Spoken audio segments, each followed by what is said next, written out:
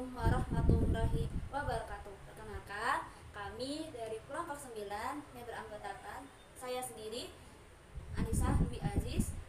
Saya di sini sebagai moderator kelompok 9 dengan NIM 20212101, dan selanjutnya ada rekan saya yang bernama Khairul Iza dengan NIM 2021211069, dan selanjutnya ada Stefani Marta Witi Astuti dengan NIM 2021211088. Di sini kami akan mempresentasikan mengenai bagaimana sih tata cara gugatan atau permohonan. Tata cara mengajukan gugatan atau permohonan meliputi: 1. Mengajukan gugatan secara tertulis atau lisan kepada pengadilan agama atau mahkamah syariah. Di sini ada pasal 118 HIR dan 142 RBG. Terus selanjutnya ada gugatan yang diajukan kepada pengadilan agama atau mahkamah syariah yang daerah hukumannya itu meliputi tempat kediaman si tergugat. Terus selanjutnya ada bila mengenai benda tetap, maka gugatan dapat diajukan kepada pengadilan agama atau mahkamah syariah yang daerah hukumnya itu meliputi tempat letak benda tersebut. Jadi kalau gugatan itu dapat diajukan pada salah satu tempat kediaman yang dipilih oleh si penggugat. Ini di sini dijelaskan pada pasal 118 HIR dan juga 142 RBG. Terus yang selanjutnya ada membayar biaya perkara. Di sini menjelaskan ada pasal 121 ayat 4 HIR dan 145 ayat 4 RBG JO, pasal 89 Undang-Undang Nomor 7 Tahun 1989 yang telah diubah dengan Undang-Undang Nomor 3 Tahun 2006, menjelaskan bagi yang tidak mampu dapat berperkara secara cuma-cuma atau yang bisa disebut dengan prodeo, pasal 237 HIR dan pasal 273 RBG. Terus selanjutnya ada penggugat dan tergugat atau kuasa yang menghadiri sidang pemeriksaan berdasarkan panggilan pengadilan agama maupun mahkamah syariah. Di sini ada pasal yang menyebutkan ada pasal 121, 124 dan 125 HIR, 145 RBG. Selanjutnya yang akan dibacakan oleh rekan saya. Kemudian masuknya pihak ketiga dalam mengajukan gugatan. Menggabungkan tuntutan, tergugat sebagai salah satu pihak yang ikut berperkara menarik pihak ketiga ke dalam sengketa yang sedang dihadapi.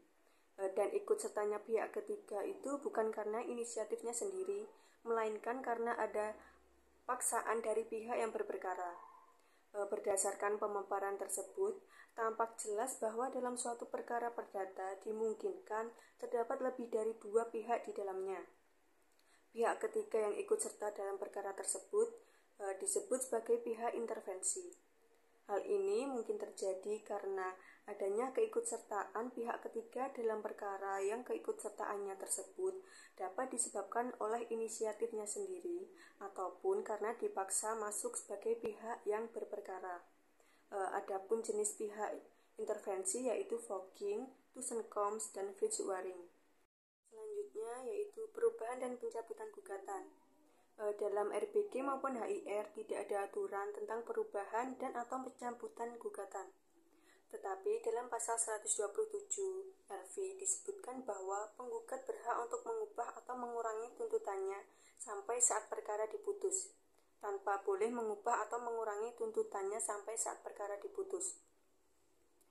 Selanjutnya, batasan konkret tentang yang dimaksud dengan kata saat perkara diputus dapat dilihat dari berbagai jurisprudensi yang pada umumnya memberikan batasan sampai belum memasuki tahap kesimpulan sebagaimana termasuk dalam putusan Mahkamah Agung RI nomor 546 K SIP 1970 tanggal 28 Oktober 1970 yang menyatakan bahwa perubahan gugatan tidak diperbolehkan lagi jika pemeriksaan perkara hampir selesai dan kesimpulan dan para pihak telah sampai pada tahap kesimpulan. Dengan demikian jelas bahwa perubahan dan penambahan gugatan masih diperbolehkan selama dalam tahap pemeriksaan dan belum memasuki tahapan kesimpulan dengan ketentuan sebagai berikut. Jika gugatan belum dibacakan, maka perubahan gugatan tidak perlu mendapat persetujuan tergugat. Lalu jika gugatan sudah dibacakan dan tergugat sudah memberikan jawaban, maka perubahan gugatan hanya dapat dilakukan apabila telah mendapat izin dari tergugat. Lalu perubahan tersebut masih dalam koridor posita gugatan. Dalam hal ini terjadi perubahan gugatan.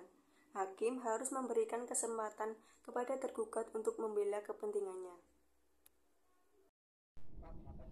Baik, di sini saya akan melanjutkan materi yaitu mengenai jawaban tergugat.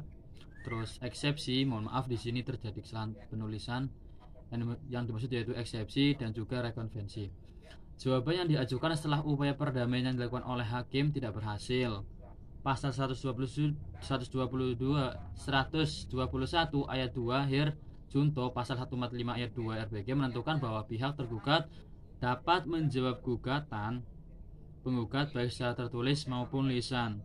Bila dikehendaki, jawaban diajukan tergugat secara tertulis dijawab kembali oleh tergugat secara tertulis, itu dijawab kembali oleh penggugat secara tertulis juga, yang disebut dengan replik. Kemudian jawaban tergugat dibagi dua macam, yaitu jawaban yang tidak langsung mengenai pokok perkara, yaitu disebut eksepsi, sedangkan jawaban langsung mengenai pokok perkara. Jawaban tergugat berupa pengakuan. Pengakuan yang dimaksud ialah memberikan jawaban yang membenarkan isi gugatan. Jawaban tergugat berupa bantahan. Apabila tergugat membantah, maka pihak penggugat harus membuktikannya. Bantahan pada dasarnya bertujuan agar gugatan penggugat ditolak. Selanjutnya yaitu mengenai eksepsi. Di sini juga terjadi kesalahan tulisan, mohon maaf. Eksepsi merupakan suatu bantahan dari pihak tergugat terhadap gugatan penggugat yang tidak langsung menyentuh pokok perkara. Eksepsi ditunjukkan kepada hal-hal yang menyangkut syarat-syarat pelanggaran formalitas. Gugatan adalah jika gugatan yang diajukan mengandung cacat formil, maka mengakibatkan gugatan tidak sah yang karenanya gugatan tidak dapat diterima. Cara penyelesaiannya diperiksa dan diputus bersama-sama dengan pokok perkara. Oleh karena itu, putusannya tidak terbentuk putusan sela, tapi langsung sebagai salah satu kesatuan dengan putusan pokok perkara dalam putusan akhir. Kemudian tujuan pokok dari eksepsi yaitu agar pengadilan mengakhiri proses pemeriksaan tanpa lebih lanjut memeriksa materi pokok perkara. Kemudian yang terakhir yaitu rekonvensi.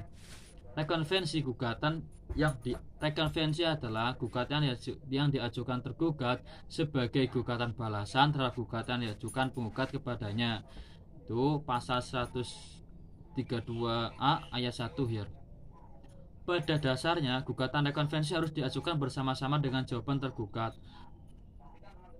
Baik gugatan konvensi maupun gugatan rekonvensi pada umumnya diperiksa bersama-sama dan diputus oleh satu putusan hakim. Pertimbangan hukumnya memuat dua hal, yaitu pertimbangan hukum dalam konvensi dan pertimbangan hukum dalam rekonvensi.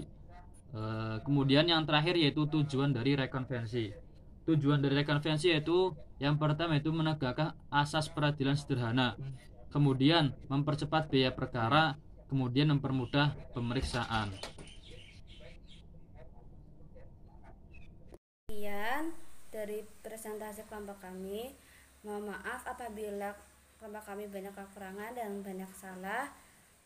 Wassalamualaikum warahmatullahi wabarakatuh.